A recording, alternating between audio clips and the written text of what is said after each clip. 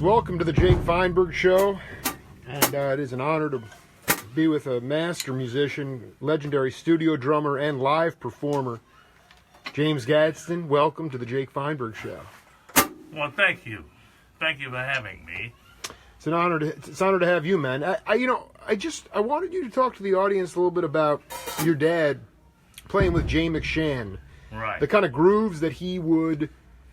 How sophisticated were the grooves? You know what? At that time, I was so young. I didn't know anything. I know he had a lot of different. He had a lot of different percussion instruments, I guess you would call. You know, a lot of things I wish I had because see, I didn't inspire to be a drummer. You know, I was a doo-wopper. I loved the doo-wop singing. That's what I thought that I was going to be. Can we hear your voice right now? Huh? Can we hear you sing? Why do I do do do? Why do I love you? No one knows how much I love you. Heavens above me, they only know how I do. I did that song when I was 14 years old on a label called Federal. Federal, that was King Offshoot, right? Right. Yeah. So talk about that story when who was the cat you went up the back stairway and That was Ralph Bass. So you guys were so hungry, 14 years old. Yeah, well, we wanted to do it, I mean, and it was just, the outlet for, I loved, the doo-wop guys, the doo-wop singers. For some reason or another, that was my thing. And, I didn't really get into the drums. My father bought me a trumpet. Cornet. Yeah, it was a cornet. He wanted you to think that music was not happening. Yeah, well, he didn't want me to really be in the music business. He didn't drive, so he didn't want me to be in the music business, and he didn't want me to touch his drum, so I never did.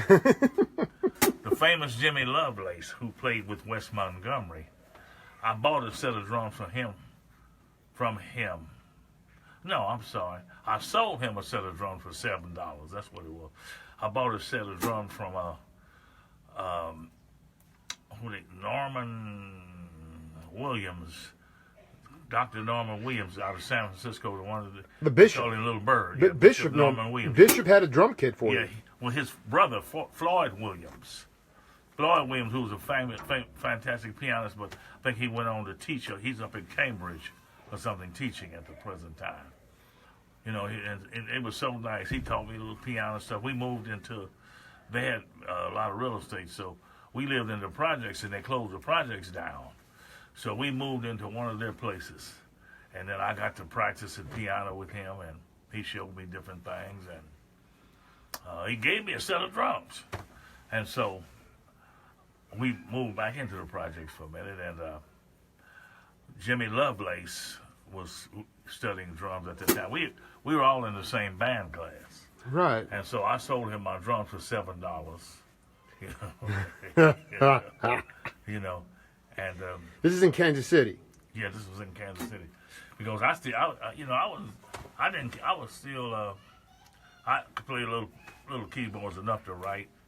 I wrote those songs, Why Do I, and Lonely Me, and Chicken Backs, and those things that were on the Federal label. But, my inspiration was to be a doo-wop singer. That's what I wanted to be. And so I wasn't really into the instrument. Right, your voice was the instrument.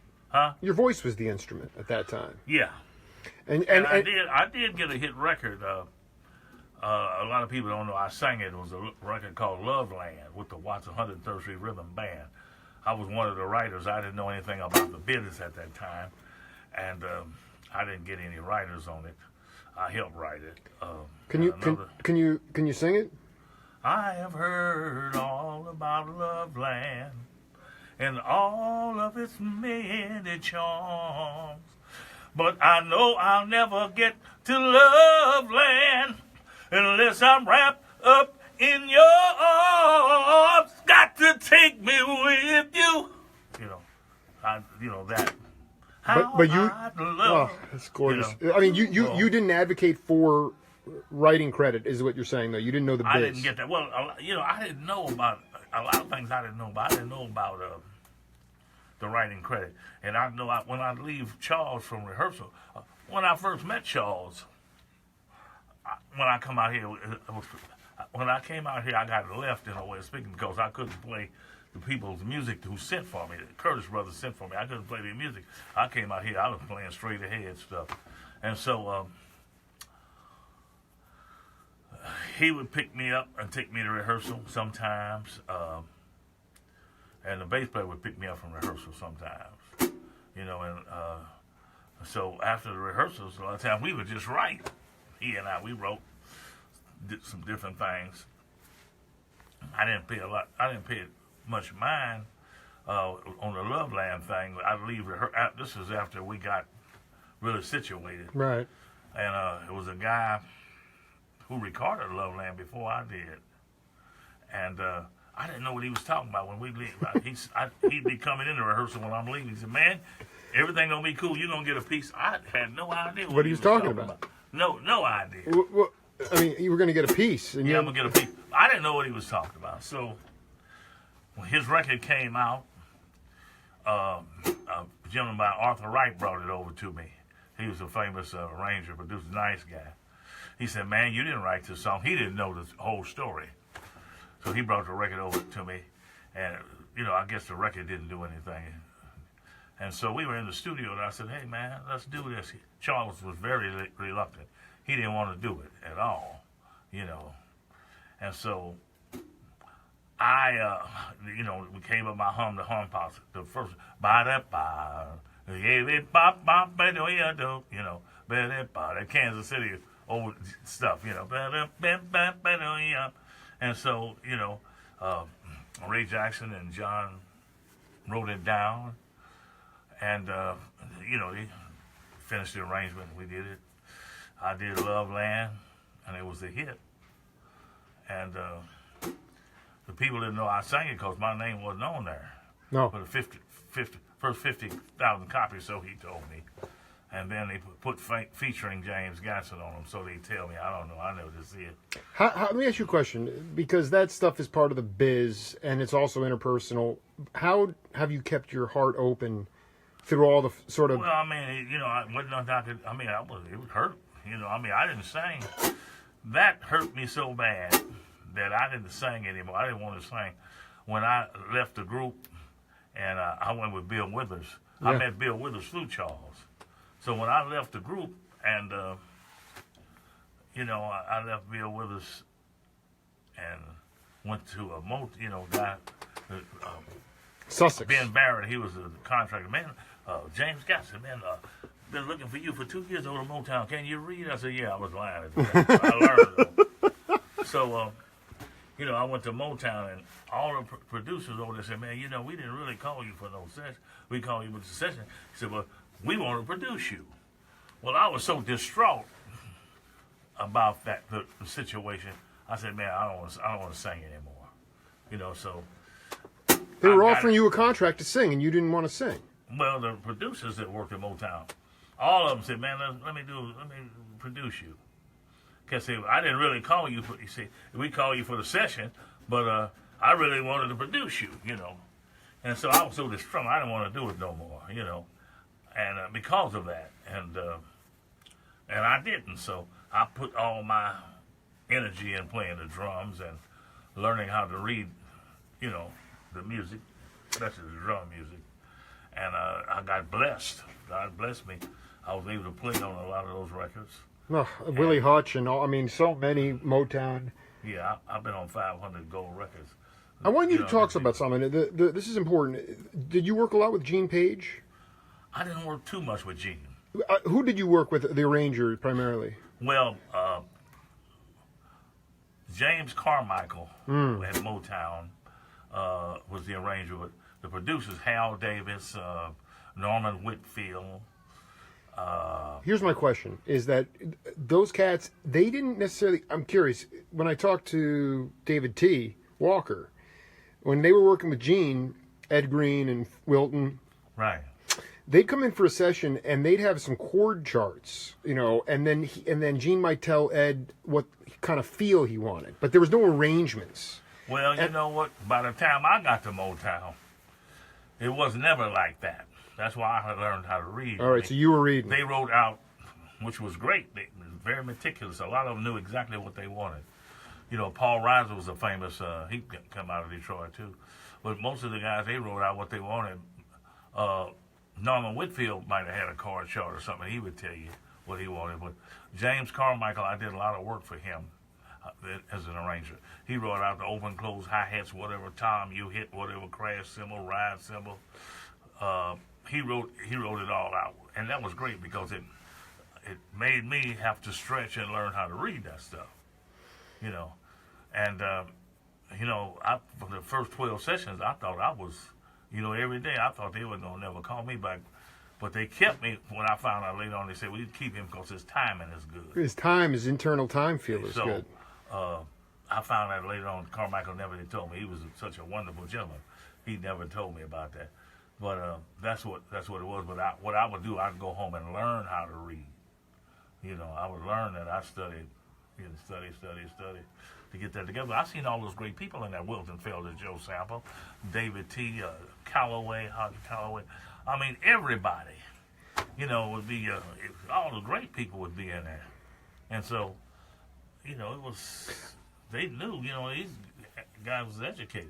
I'm curious, though, whether it was Bill or Withers or Willie Hutch, you're telling me that, did those cats come with the charts, the arrangements, or actually was left up to Bill Withers was a whole nother thing. That was before I got to Motown. I made up a lot of those beats. I experimented, made up a lot of those beats. Kissing My Love, what they show every day on the... Can you demonstrate a couple of the beats? They show that. Let me see if I can do it on these drums. Let's see.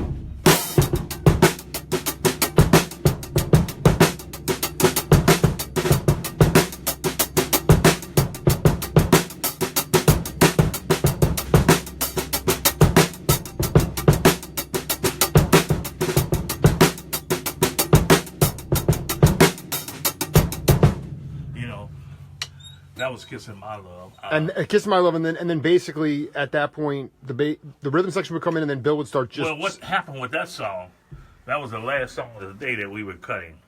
And it was a shuffle. Kissing my love. For some reason or another, it wasn't working. And so I came up in the spur of the moment. If you notice, it's a quasi shuffle on the hi-hat,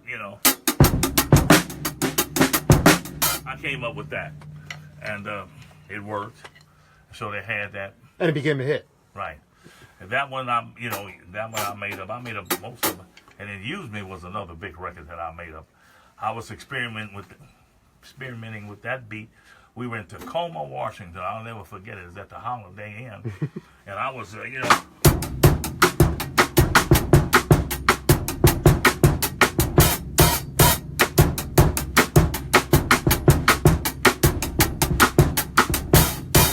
Bill Withers like that.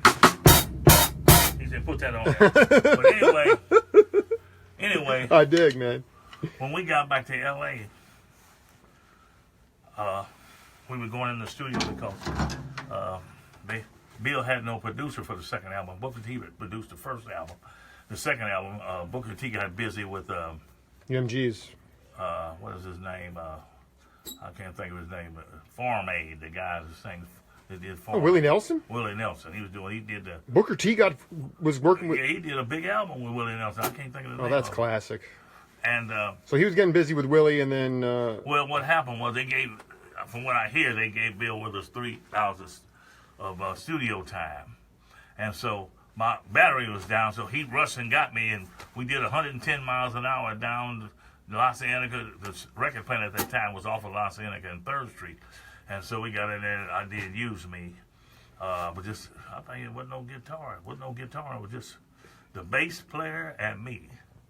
And then they added,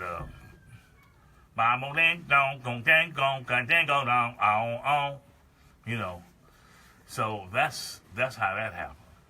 I thought I should have got some writers on that. And Kissing Yeah. My Love, because I made up the. Well, rhythm. this is a people's history of music, so it's being documented for in the real time here, Right. and so already we got Watts 103rd Street. You didn't get credits for that singing. I didn't get yeah, and then I made up the beat for Express Yourself. I didn't get credit for that. Just for a question, did Cosby fund the Watts 103rd Well, Street? I don't know what happened was they wanted Cosby was on Reprise. That was a Frank Sinatra's label. Warner Brothers was distributing, and they wanted to re-sign Cosby. So a lot of things they would do in order for him to re-sign. So they had to name the Watts 103rd Street Rhythm Band. I mean, we later on took that chair because I think Paul Humphreys and some other people went in the studio and recorded that. I mean, and for the money, I think they got the money.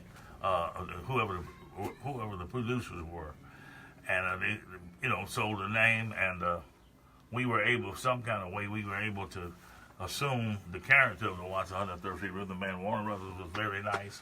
They sent us out on a promotion tour, and and they said, well, hey, we're gonna sign it, we'll keep them, and it was just the Watts 103rd Street Rhythm Band, and then Bill Cosby was the one that named that. That's what it was. He named it that. He named it Watts 103rd Street Rhythm Band. This is I have to ask you about this. And when you were with Hank Ballard and the Midnighters, the cats in the band hipped you to serious modal jazz. Coltrane. You were playing free. They was. We did a lot of Train. We did a lot and sometimes they let us open up and play. Let us play Train. Before they came out, but they stopped that. We had a famous saxophone player out of Mobile, Alabama, Willie Gresham, who was wonderful playing. Cal Green was a great guitarist. He had been with them. Pat Patterson, the trumpet player. What was the bassist's name? Samuel was his first name. But you know what it is? What I would like you to demonstrate for the audience, because when you got back to the Watts, Charles said, "Don't play field, just play Oh fourth." man, yeah, he fired me about 5 times. He fired you 5 times. I might play.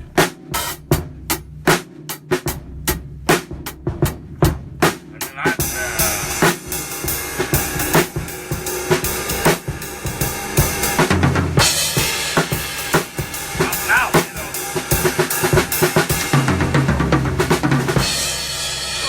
I was out,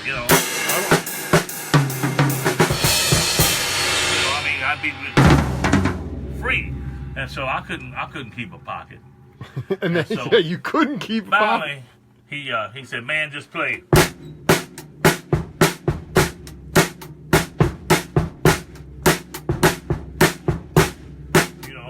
Don't play no fields. Don't play no fields. Play this. I did it for about 8 months. Oh, don't play fills, just Don't play play- fourth. Field. So he, I started to hearing, the R&B stuff, and that's how my style. That's how I acquired my style. I started to hearing, that, and that's when I, express yourself.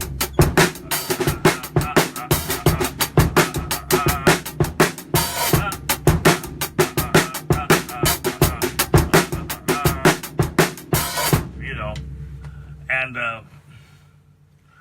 that became a big hit too. That was the biggest one. Do you remember how you met Clarence McDonald? I met him in the studio. Met him at Motown. We were doing a session for Holland and Dozier, and that's how I met him. In fact, I talked with Clarence this morning. Yeah, I know. He's deep. His soul is deep inside me, and he talks about James Gadson all the time. You talk about your musical relationship with Clarence, and yeah, we produced things. Big record for the Emotions. really. Yeah, we did a big record for them. Production. Clarence McDonald was the head guy. Me, David Shields, bassist, and Marlo Henderson. who's now deceased, the guitarist. And Well, no, I want you to talk without giving away secrets or being too, the caginess there. I mean, well, ain't no secret now. yeah, no, I mean, you know what it is though. It's like you're never, if you're trying to make a hit, you're never going to make a hit. So I mean, what were the things that how you and Clarence worked together to create so many great pop hits? Clarence is a fantastic arranger and a producer, and Clarence would give me an outline of what type of rhythm to play.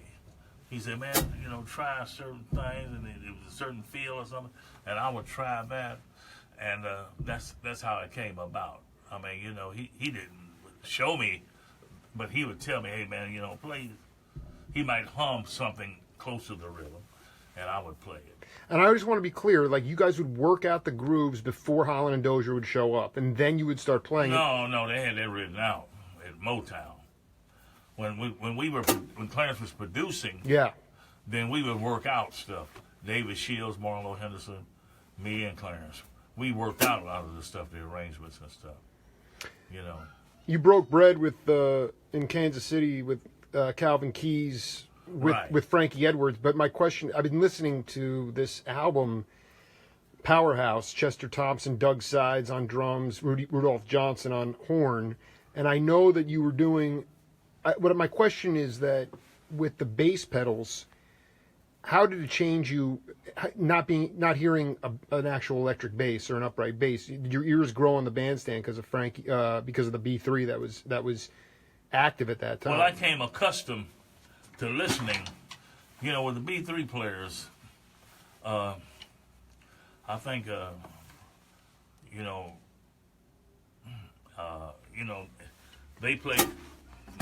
they play the basses. They play the bass with their left hand. But they also use the fingers, and most of the time they just use 3 pedals when they play in those tempos. And they have a certain thing that they work out with. When they raise the pedal up, they get a certain sound. It's a certain technique that they have that they do that. So does it give more freedom to the drummer? No, because you got to keep that groove, I was playing like this. Playing that. I had 1.4. Like him, that's I had to keep that groove, and everybody was different. Who was the gentleman that played? George Benson played with the Dr. Lonnie Smith. No. What was his name? He had the best bass line.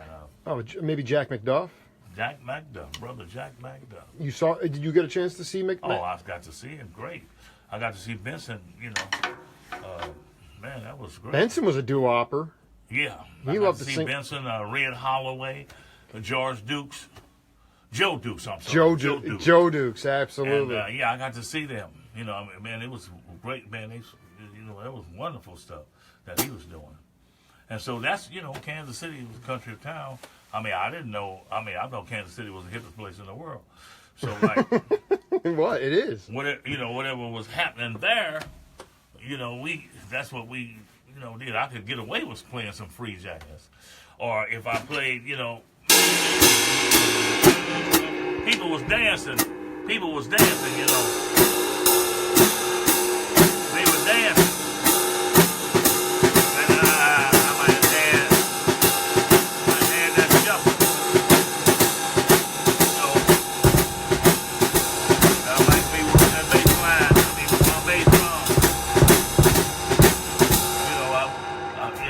As much as I could on the bass drum and not beat the man. With the organist, I had to follow him. I couldn't sit to him. I had to follow him. So it was a whole nother. There's a difference in playing with an organist and playing with a bass player. It's a big difference in that. Yeah, that's really what I'm getting at. Yeah, is the idea. A big difference in that. With the bass player, I can play. I got more freedom, and most of the times I'm setting the tempo. And I'm leading the rhythm. With the organist, you have to follow because everybody they got a certain thing that they're doing. You got to kind of follow them. You're like floating with it. Yeah, you got right. It's just a balloon. It just feels just this very airy thing. It was different, and well, I got to see all of them, man. Jimmy Smith, everybody came through there. But we had an organist there who you know about was Charles Kennard, who was. Jimmy Smith. All of them would come to see him. He was a fantastic player. A monster. I mean, he was right there. Yeah, it's mind blowing how great he is. Yeah, I got to play some things with him. Well, no, I want you to talk about this. Kennard was from Kansas City, right?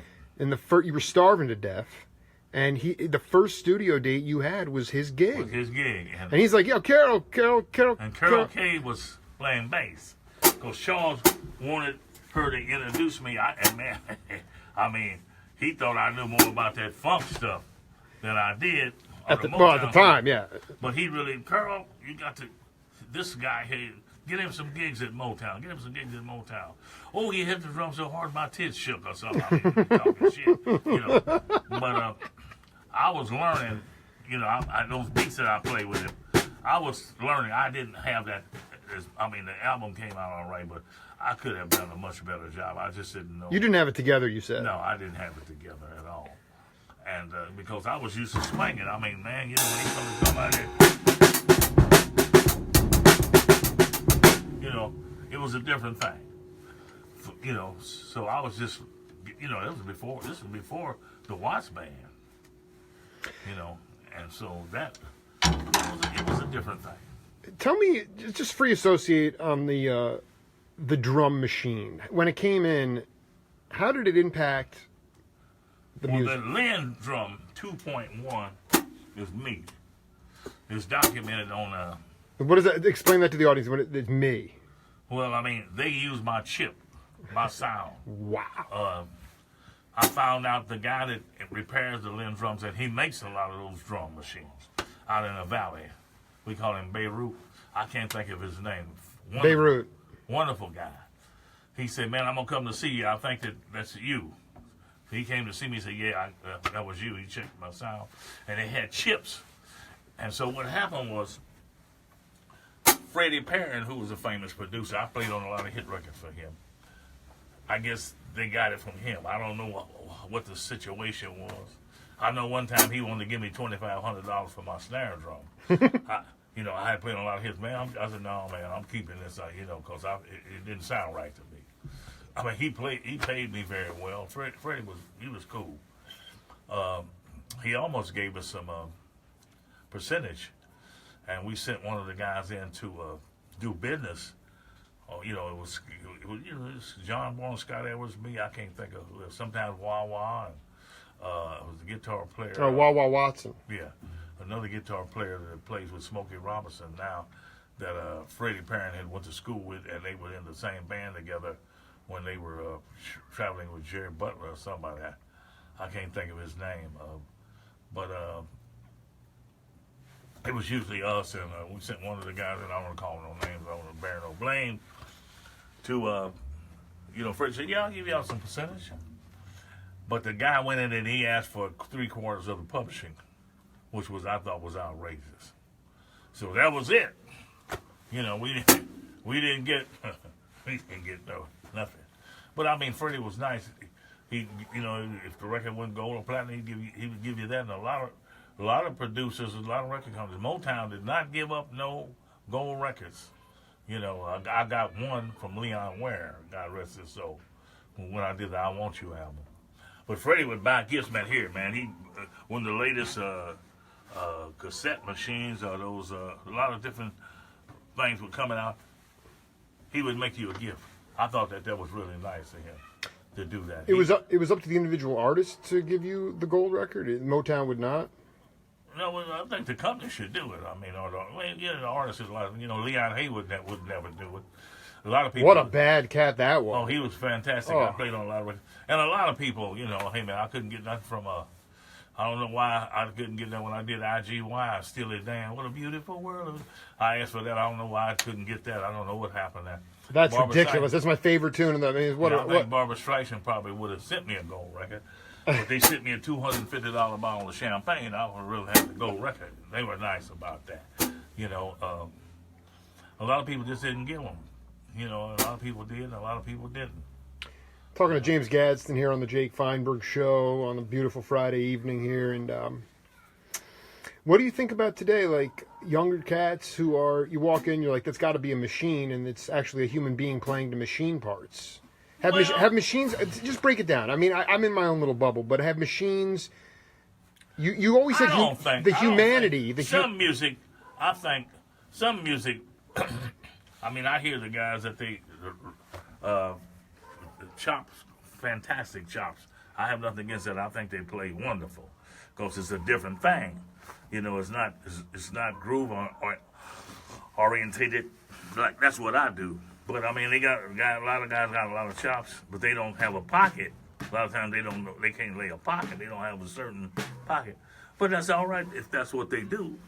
And you know, I guess some of them do sound like the drum machine. They got the drums tuned like the drum machines, or the drum machines tuned like them. I don't know what it is, but I guess that's some artists call for that. You know, they call for that. You know? Absolutely. No, I'm not saying. I mean, that you know, they got that.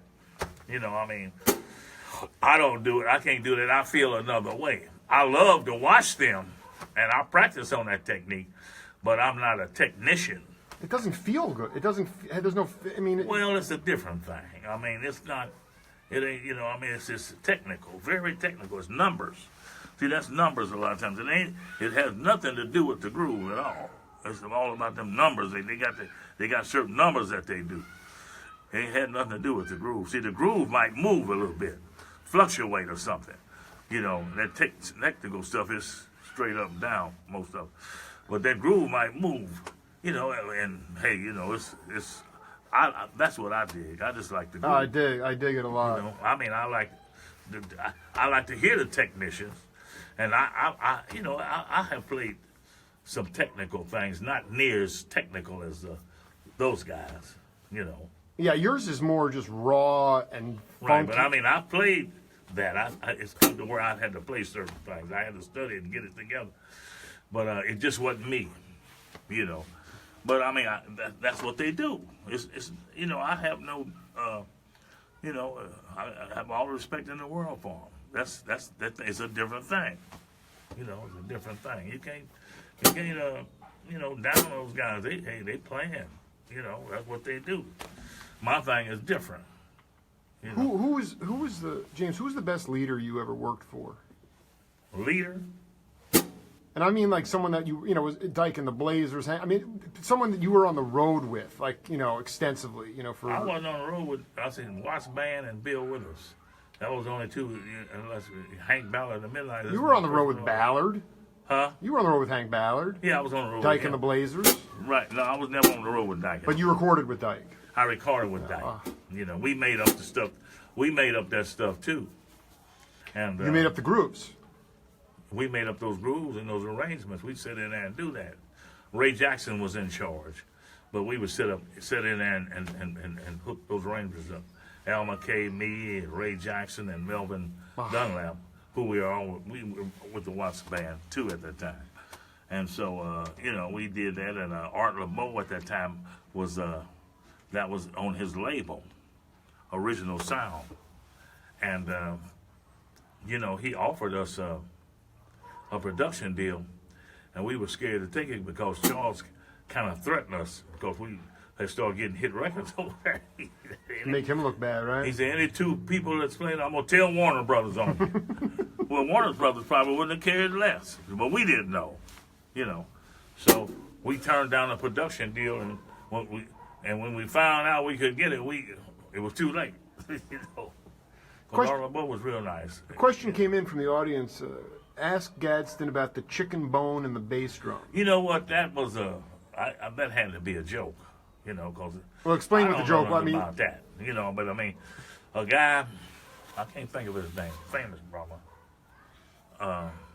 said that's what they told him. Said one of the engineers told him that they heard a sound in my bass drum, and they was trying to figure out what it was, and they went in there and shook it, and there was a chicken bone that came out of it. Well, you know. that wasn't. That's wasn't not true. But you know, if they want it for folklore, that's cool. I have no problem. Folklore, I dig. Well, no, they were searching for that sound. Yeah, but I mean that wasn't at all true.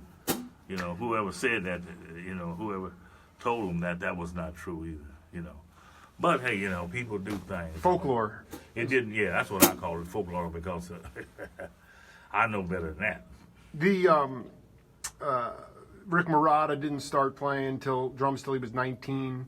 You didn't get on the drum kit till you were 21. Right. So for people that are sitting around that don't necessarily play an instrument, you were singing obviously, and you were recording at that point. But how do you think it helped you to once you actually got on the kit? Well, especially when you're playing for a singer, it's a great thing, because you know how to play for them. You know, instead of playing for you, you got to play for them. And any time that you playing, you know, especially making a record, I would study the singers. I studied their records and everything to try to see what their feel was, how they would come off of those certain phrases and everything. And so I would study them. And so a lot of times we just cut the tracks, but I'd have them in mind. You know, I even had Barbra Streisand in mind when we was doing disco. You know, so you know that's by me being a singer. You know, I guess that might have put me a little ahead of the game in a way of speaking. But that's what I did. You know, I would be playing for you. You know, not a lot of times. You know, people just play for them, or you know, I'm playing for you. That's my job. That's what I do. You know, it's in the recording situation. Did you get a chance to hang with Elvin Jones, or ever? I got to see him twice. Man, that was great. Tell me what influenced. Wow, huh? Tell me what you loved about Elvin's playing. I loved everything about his playing. I mean, I tried to play like Elvin. I was playing a little bit like that, you know, when I was with Hank Ballard. Yeah, that's all I want to hear. But you know, that all went down the drain later on. You know, when I came out here, I'd walk 75 blocks sometimes. They had a lot of clubs on Vermont, Western jazz clubs and stuff, and I would walk. I didn't have no money, so to sit in, you know, probably San Francisco, I probably got to sit in, or my hometown. They let people sit in, you know, to try to get the gig. Guys would tell me, say, "Hey man, we don't." I said, "Man, get up. I don't know you, man. You ain't gonna let you sit on my room." So it was like that. So. You'd walk 75 blocks, and then they wouldn't even let you play. Wouldn't let me play. But hey, man, I was, you know, we were pretty destitute. You know, I mean, it was pretty rough. I mean, it was real rough. I mean, because, I mean, the guys, I mean, I can't blame them in a way, but, I mean, they just left me to the dogs, you know, the guys that sent for me. And then I met some guys later on who would play with them. But Norris Blackman, who played with us with the Watts Band and Bill with us. Right. Later on, he played with them in a drummer by the name of Tommy Henderson. God rest his soul. He just passed away a couple of days ago. A beautiful drummer and a beautiful person. You know, God rest his soul, I heard. And it was just, you know, I got to meet them later on. But, you know, I had to struggle. I didn't want to go back to Kansas City. I could have went back. Ollie Gates, who had a nightclub, it was wonderful. Even if he didn't have a nightclub, he'd have had a job for me if I'd have came back. So he told me, you know, you can come back. I felt that I would have been a failure.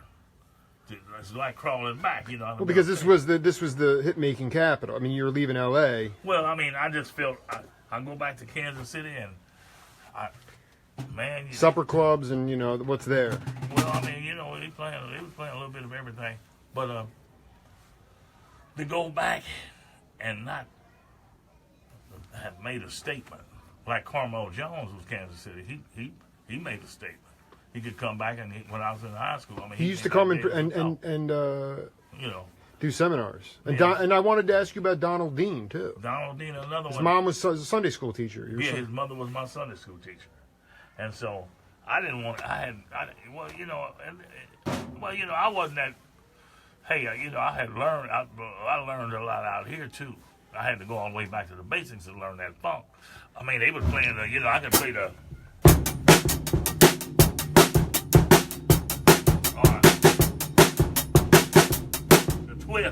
I can play the blues, you know, but they had, you know.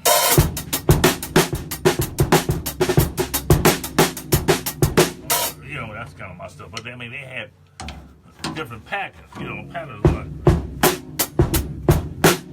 I couldn't play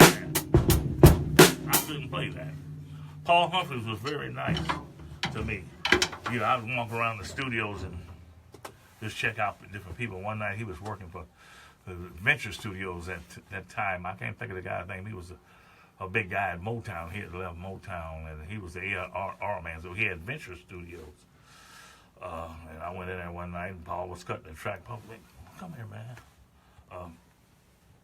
They hit the music up, and he said, "Man, this is about all it is." It showed me, and it made sense. This is before I started reading. That's what made me, you know, want to, you know, learn how to read.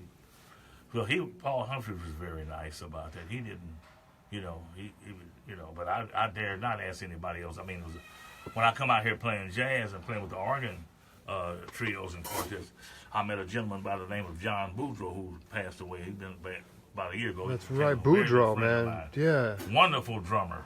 I mean, funk and jazz. And so he got me the gig with Charles Wright. That's how I got with Charles Wright. We was working at a strip club. On Thursday nights, the strippers was off.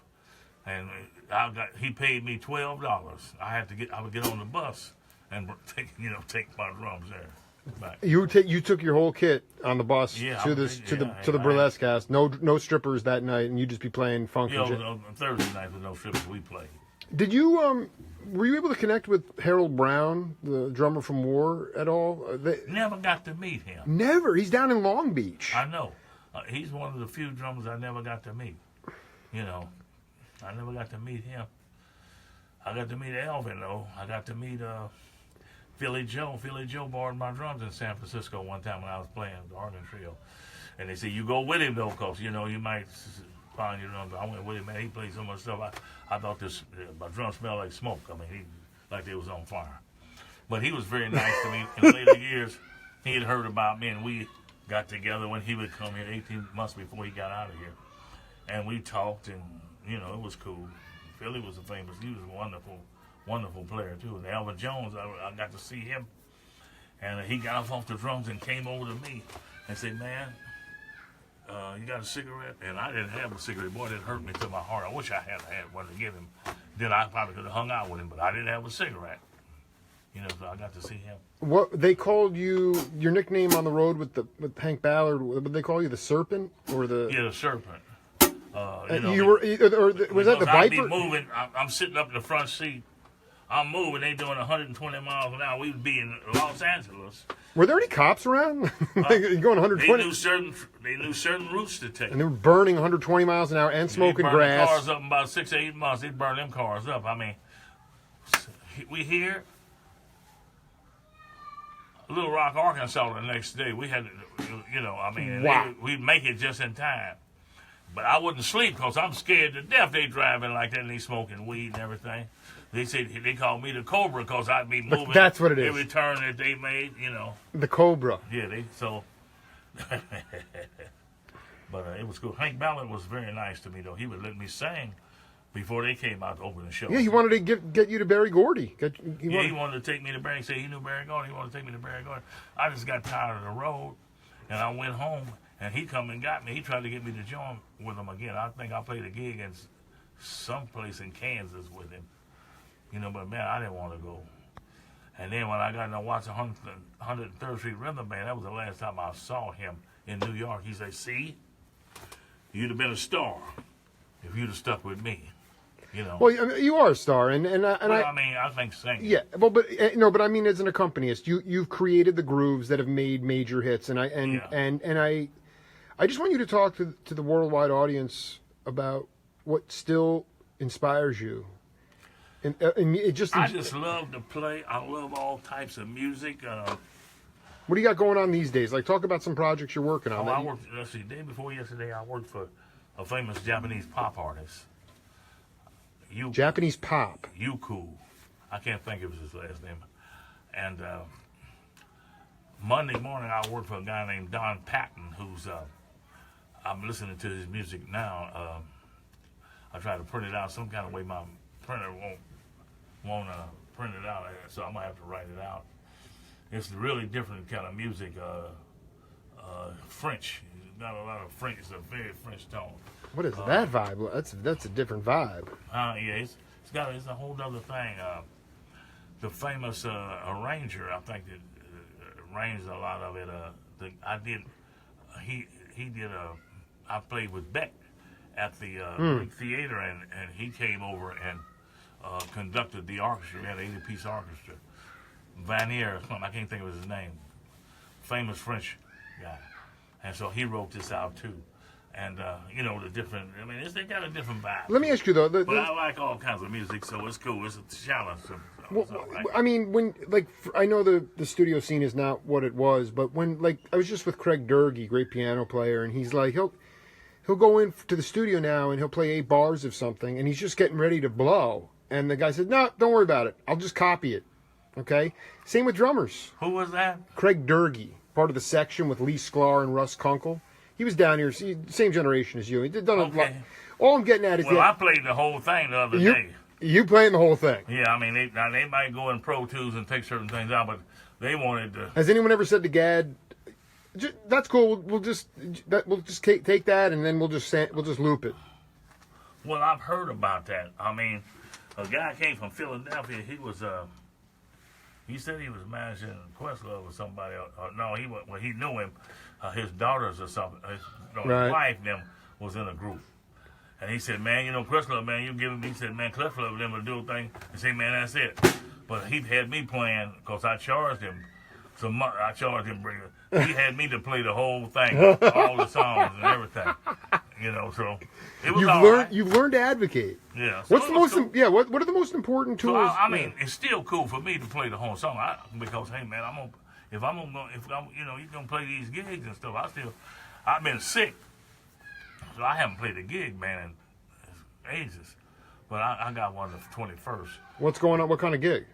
It's rockabilly, blues, maybe rockabilly blues, a touch of jazz or something like it, but it's mostly rockabilly and blues and country. It's a mixture of a lot of things. It's all good with me. I like all of it. I like all the musics. You might not like all the songs, but I like all the music. In Kansas City, man, I had to learn how to yodel because we played some country gigs. So you play country western? Yeah. So we had, it's all good. It's all music. And that was a good thing. So by the time I got in the studios, I was able to shift to certain. Your versatility was all you were there. Yeah, I was able to shift certain ways. So that was good. The polkas, the 2-beat as they call it. Well, hey, that and the polka's almost the same in a way of speaking. So you learn a lot of. It's a lot of different fields. They got the bounce. Motown. They baby, where did our love go? Well, hey, that really came from New Orleans. They call it a bounce. But then Motown had this going, or the fourth going. You know what I'm saying? Yeah, but that was a bounce. Well, they used to have a bounces a long time ago, the foxtrots and all those different things. So I was able to relate to a lot of other things and shift them and make them fit, different other situations. So it was good to learn those things, You were afraid to go into the sanctified church, but you were loving the rhythms. I don't know why. The sub rhythms. Yeah, I want you to talk about I want to talk about the sub rhythms of your people that came. They had a lot of stuff going on. I couldn't play it. I can't remember what they did, but it was very. You could feel the vibe. I could feel the vibrations of that music. It was very spiritual. I was scared to go in there, but I would hear those different. You could hear them sanctified things, and you can hear them nowadays. That's why I got that.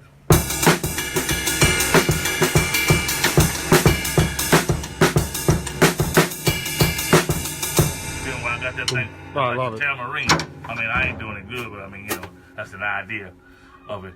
But you'd hear all them different rhythms and stuff. And a lot of times they doing it with their hands. A lot they'd have different people would be clapping in different, clapping different rhythms. Not always on the 2 and 4 either. No, I think it came from the field. It came from the field. It came from the ships. The field. It came all the way from the slave trade. Yeah, so they had that. It was going on, Jack. It was going on. I was afraid to go in there, But man, it was happening. Before I got to hop on a plane, but can you finish with a James Gadson, Elvin Jones free solo, please?